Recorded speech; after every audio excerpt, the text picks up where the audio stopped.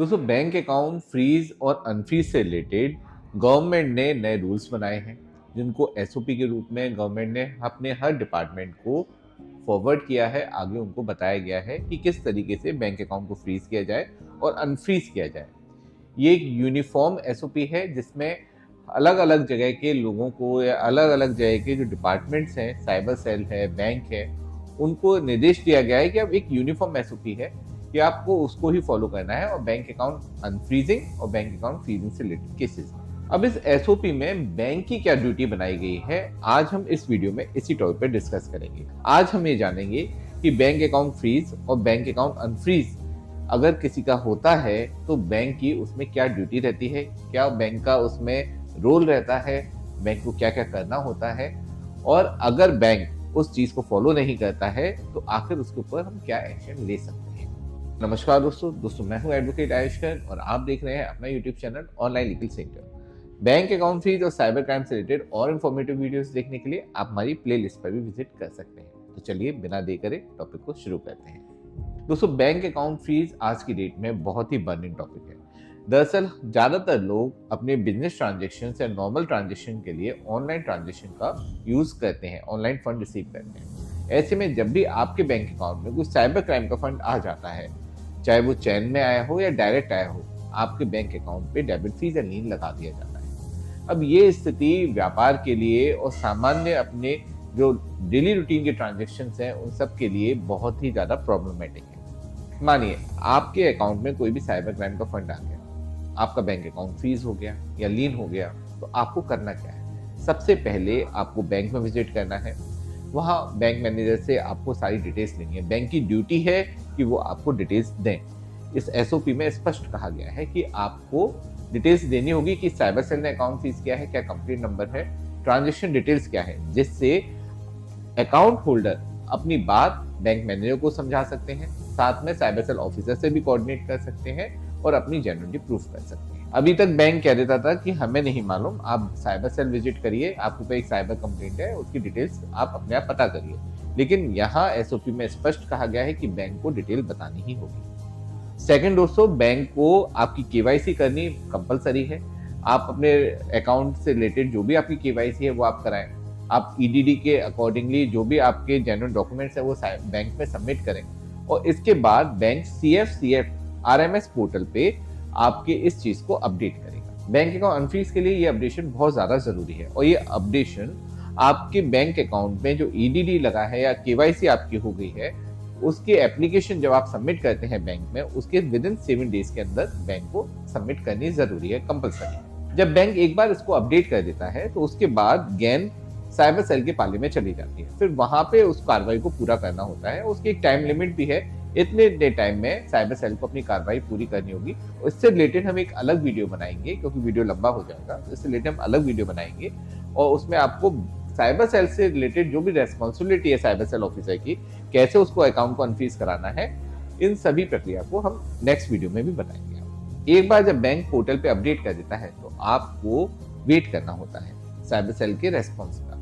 अगर cyber cell का response बीच में आ जाता है, जैसे 15 दिन पे आ सकता है, 30 दिन पे आ सकता है या 90 दिन पे आ सकता है, अगर इनमें से किसी भी दिन पे जैसे ही साइबर सेल का रेस्पॉन्स आता है और वहां से अकाउंट को अनफ्रीज करने, अनलीन करने का ऑर्डर होता है, तो बैंक को तुरंत ही उसको अनफ्रीज अनलीन करना होता है। लेकिन अगर 90 दिन तक भी साइबर सेल का कोई भी रेस्पॉन्स नहीं आता, कोई ऑर्डर नहीं आता है, तो फिर बैंक के पास ये जिम्मेदारी होती है, बैंक के पास ये अधिकार होता है कि वो साइबर सेल ऑफिसर को एक नोटिस दोबारा भेजे, जो मिनिमम 15 दिन का नोटिस होगा, और इस नोटिस के अकॉर्डिंगली अगर साइबर सेल ऑफिसर फिर भी रेस्पॉन्स नहीं देते हैं तो फिर बैंक उस अकाउंट पे से जो लीन है उसको रिमूव करे या अकाउंट के होल्ड को हटाए। इसके साथ पूरे अकाउंट को डेबिट फीस को रिमूव किया जा सकता है, यानी अकाउंट अनफ्रीज किया जा सकता है। अब दोस्तों, मेन पॉइंट आता है कि बैंक अगर आपके जो प्रक्रिया है इसको पूरा करने से मना ही कर दे, वो कहे कि हमें ईडीडी नहीं करना, हम आपकी केवाईसी भी नहीं करेंगे, आप साइबर सेल से ही कोऑर्डिनेट करें,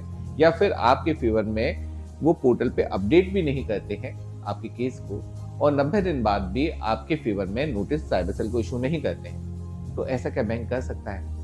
दोस्तों, ऐसा बिल्कुल नहीं है। एसओपी में स्पष्ट लिखा गया है बैंक की जिम्मेदारियों के बारे में, और इन सभी कर्तव्यों को बैंक को पूरा करना ही होगा। अगर बैंक इन सब चीज़ों को पूरा नहीं करता है तो आप बैंक के खिलाफ आरबीआई में कंप्लेंट कर सकते हैं। आप ग्रीवांस रिड्रेसल जो सिस्टम है उसके अकॉर्डिंगली भी आप अपने डिस्ट्रिक्ट जो ग्रीवांस ऑफिसर है उसके पास भी अपनी कंप्लेंट फाइल कर सकते हैं, जो कि पुलिस डिपार्टमेंट से रिलेटेड होते हैं, या फिर आप सीधे कोर्ट में जा सकते हैं। आप मजिस्ट्रेट कोर्ट में भी एप्लीकेशन फाइल कर सकते हैं 497/503 BNS में, या फिर आप हाई कोर्ट में रिट फाइल कर सकते हैं। यहाँ बस एक चीज का ध्यान रखिए, अगर आपके पास सारे एविडेंस है कि आपने बैंक से इसके बारे में कहा है और बैंक ने अपनी ड्यूटी नहीं पूरी करी है, तो ऐसे में आपका केस मजबूत होता है और आपको फिर एंड में रिलीफ मिलना जरूरी है और आपको 100% रिलीफ मिलेगा ही मिलेगा। दोस्तों, एसओपी का स्पष्ट उद्देश्य है कि किसी भी व्यक्ति के संग जो क्राइम हुआ है उसमें उसके पैसे को सेव किया जाए और साथ ही साथ जिस अकाउंट में फंड गया है उन अकाउंट होल्डर के राइट्स को भी प्रोटेक्ट किया जाए।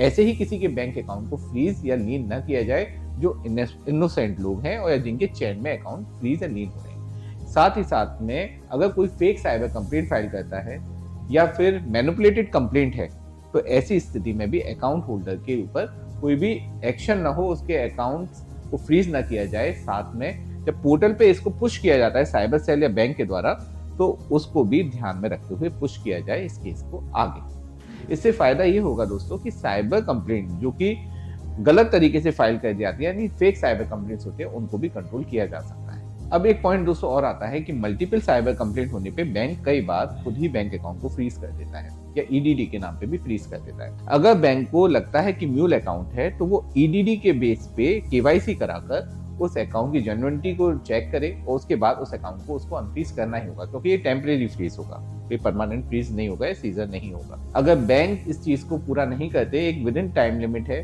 7 दिन, 10 दिन, 15 दिन, अगर इसके अंतर्गत बैंक उस अकाउंट को अनफ्रीज नहीं करते, ईडीडी की प्रक्रिया को पूरा नहीं करते, आपकी केवाईसी कराकर अकाउंट को रिलीज नहीं करते, डेबिट फीस को रिमूव नहीं करते, तो फिर आप सीधे कोर्ट में इसके खिलाफ केस फाइल कर सकते हैं। आप आरबीआई में भी कंप्लेंट कर सकते हैं या फिर आप डिस्ट्रिक्ट ग्रीवांस ऑफिसर के पास भी इसके खिलाफ कंप्लेंट कर सकते हैं। अभी तक दोस्तों हर बैंक का अपना अपना अलग तरीका था। कोई बैंक आपके अकाउंट की डिटेल्स आपको दे देते थे, कोई बैंक नहीं देते थे, कोई बैंक ईडीडी के अकॉर्डिंगली आपकी केवाईसी कराते थे, कोई बैंक नहीं कराते थे, कोई बैंक आपके बैंक अकाउंट को अनफ्रीज करने में आपकी हेल्प करते थे और कोई बैंक नहीं करते थे।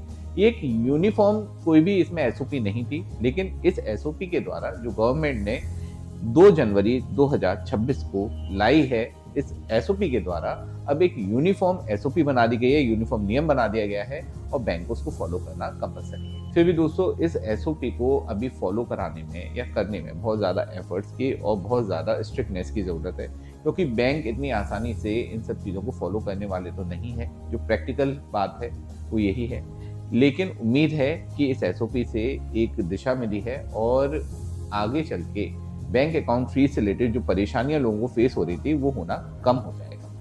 दोस्तों इस टॉपिक से रिलेटेड अभी और वीडियोस भी आने वाले हैं, इनमें हम आपको ये बताएंगे कि कैसे अपने बैंक अकाउंट को अनफ्रीज कराना है, साथ ही साथ में पुलिस की क्या ड्यूटी है इससे रिलेटेड, और आगे एसओपीज में भी क्या क्या इश्यूज आने वाले हैं। तो वीडियो बहुत ही इंटरेस्टिंग होंगे आगे के भी, तो उनको भी आप जरूर देखिएगा जिससे आपको नॉलेज आगे भी हो पाए।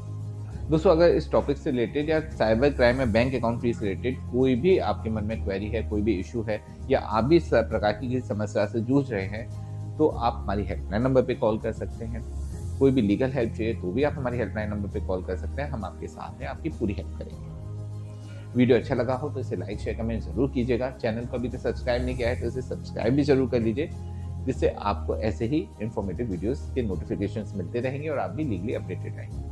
अंत में सतर्क रहें, अपने अधिकारों के लिए जागरूक रहें और ऑनलाइन लीगल सेक्टर से जुड़े रहें। मिलते हैं अगले वीडियो में। जय हिंद।